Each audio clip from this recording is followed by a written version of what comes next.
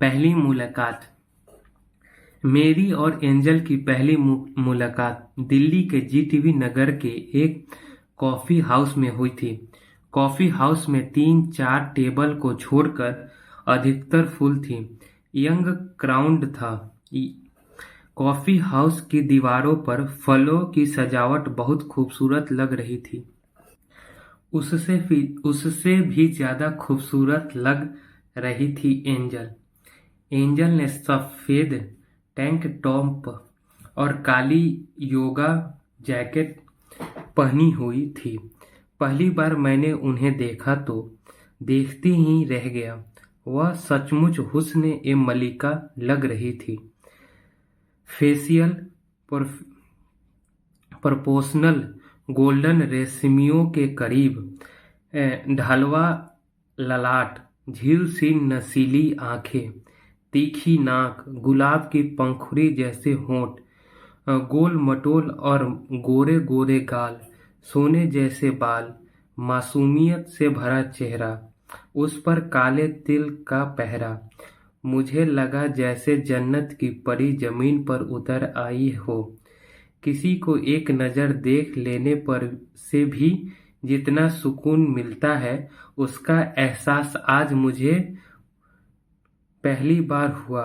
Angel को देखते ही मेरे दिल में हलचल होने लगी।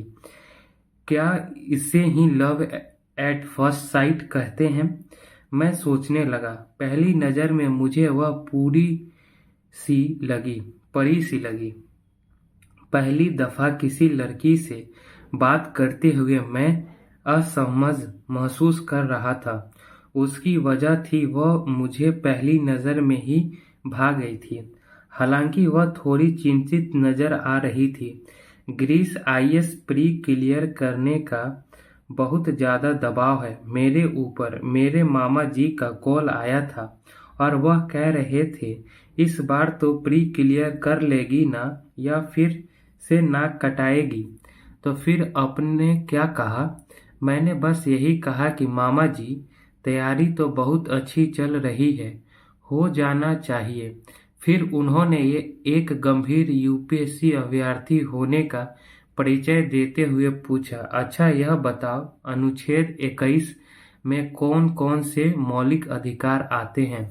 मुझे टेस्ट मत करो। जितना तुमको आता नहीं उतना मैं पढ़कर भूल चुका हूँ। अच्छा याद होता तो अब तक आईएएस सेलेक्ट हो गए होते। एंजल ने व्यंग कसते हुए कहा। स्टेट सर्विस आरएएस का सोचा है कुछ? मैंने पूछा। मुझे एक ही लक्ष्य दिखाई देता है और वो लक्ष्य है आईएएस। स्टेट पीसीएस, न कोई अदर एग्जाम। होठों को दांतों के बीच दबाते हुए उसने दृढ़ता से कहा। सही कह रही हो। जब यूपीएससी क्लियर कर सकते हो तो दूसरी नौकरी में क्यों सेटल होना?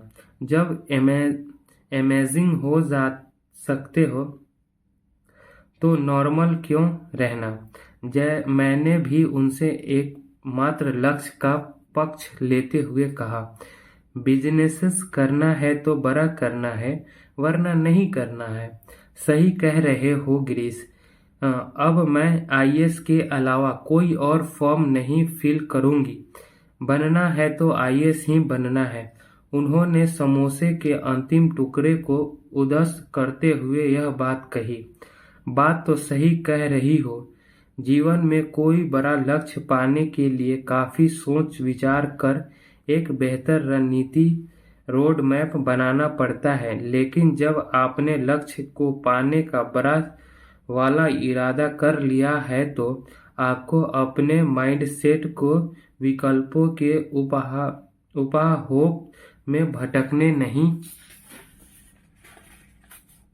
देना चाहिए तथा अपने मन को दुविधाओं के जाल में नहीं फांसने नहीं देना चाहिए। अब तो विकल्प वाला माइंडसेट नहीं, दृढ़ संकल्प वाला माइंडसेट बनाना चाहिए।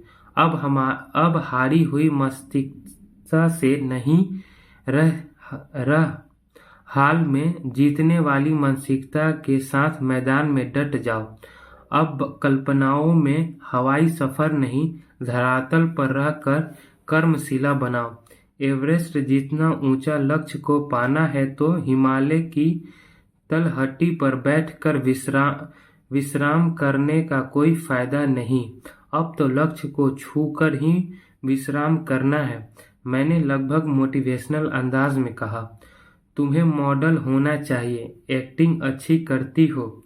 नहीं, मेरे बचपन का सपना है आईएएस ऑफिसर बनना है और मैं उसी सपने पर काम कर रही हूँ। हालांकि सिविल सेवा को कैरियर बनाने का सपना देखना एक बहुत ही रिस्क वाला निर्णय है, जहाँ सफलता की संभावनाएं बहुत ही कम होती है। 10-100 घोड़ों में से दौड़ाए जाए और उसमें से एक को ही चुनना हो तो बहुत ही अच्छे दौड़ने वाले 9 घोड़े भी हारेंगे। यह बहुत जोखिम भरा निर्णय होता है फिर भी, लेकिन जीवन में अपने सामर्थ्य और क्षमता के अनुसार सफलता पाने के लिए जोखिम लेना बहुत जरूरी है। मैंने कहा, सही कहा। अपनी जिंदगी में जिस भी व्यक्ति ने कुछ अद्भुत और अनुपमय किया है, कुछ ऐसा जो वाकई काबिले तारीफ और शानदार हो, उन्होंने जोखिम लेने से कभी मुंह नहीं मोड़ा। हाँ, जो युवा जोखिम लेने को हमेशा तैयार रहते हैं और जिनका आत्मविश्वास अडिग रहता है, वह अभूतपूर्व कामयाबी हासिल करते हैं। जोखिम लेने का अर्थ खुद को नकारात्मक की ओर ले जाना कतई नहीं होता, बल्कि नए अवसरों की तलाश करना होता है। मैंने कहा, अक्सर लोग जीवन में सफल हो जाने वाले अवसरों को इसलिए छोड़ देते हैं क्योंकि वह संकट में जोन में यानी सुरक्षित रहना चाहते, लेकिन एक बार अवसर जाने के बाद वे उस पर अफसोस जाहिर करते हैं। यदि आपके साथ ऐसा है तो आपको जोखिम लेने की जरूरत है, क्योंकि अवसर बार बार नहीं आते। जीवन में हर बार नुकसान के बारे में सोचकर जोखिम लेना नहीं छोड़ना चाहिए। सबसे बड़ा जोखिम कोई जोखिम नहीं लेना है। तेजी से बदल रही दुनिया में विकल्प होने की एकमात्र गारंटी देने वाली रणनीति जोखिम नहीं उठाना है। असफल में जोखिम लाभ का वह सिक्का है जो जीतने पर समानता और हारने पर सीख देता है। कभी कभी कम उम्र में जोखिम उठाने की वजह से हो सकता है कि कई बार आपको परिवार एवं समाज दोनों से अपेक्षित सहयोग न मिले, लेकिन इसमें निराश होने और घबराने की बजाय अपने भरोसे पर कायम रहें। कामयाब हो जाने का भय हर किसी को सताता है न, लेकिन उसे खुद पर हावी होने देने से बचाना चाहिए।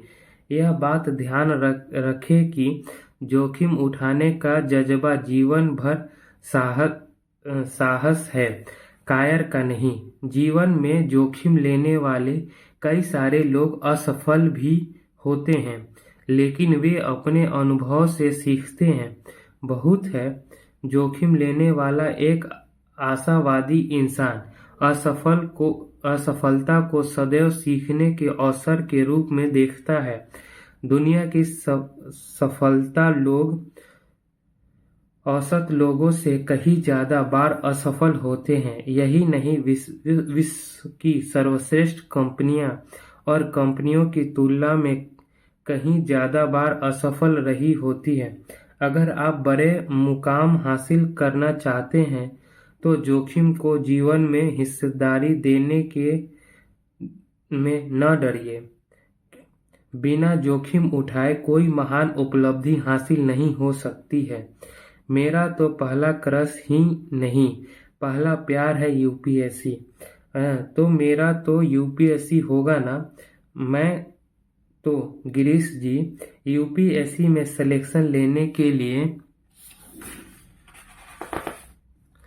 सारे तिरकम लगाऊंगी। साम दंड भेद। उन्होंने बहुत हल्की और बेदम आवाज में कहा। आप भी किसी से कम नहीं हो।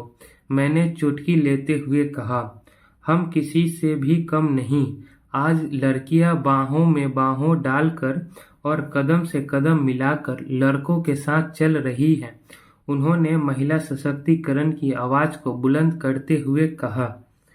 बाहों में बाहें डालकर नहीं, कंधे से कंधे मिला करके चला करती हैं। यह होता है बाहों में बाहें डालने का अर्थ कुछ और ही होता है। इस बात पर हम दोनों खिलखिलाकर हंस पड़े। ध्यान रखिए, यूपीएससी में चेक और जैक नहीं चलता। साध दाम दंड भेद बात कर रही हो। मैंने व्यंग करते हुए कहा। कहा जाता है कि इंसान को जो पाना होता है उसे पा ही लेता है। हमारा लक्ष्य कलेक्टर बनना है। न तो लगे रहते हैं, न दिन लक्ष्य कदमों में होगा। एंजल ने कहा। हमारा लक्ष्य कलेक्टर बनना है, ना तो लगे रहते हैं, एक दिन लक्ष्य कदमों में होगा, एंजल ने कहा। तो अब चले, एंजल ने आंखों से सवाल किया और मैंने मुस्कुराती आंखों से हामी भर दी। एंजल ने जीटीबी नगर मेट्रो स्टेशन के गेट नंबर 4 पर आकर कहा, चलिए बाय, सी यू अगेन। मैंने जवाब दिया, थैंक यू।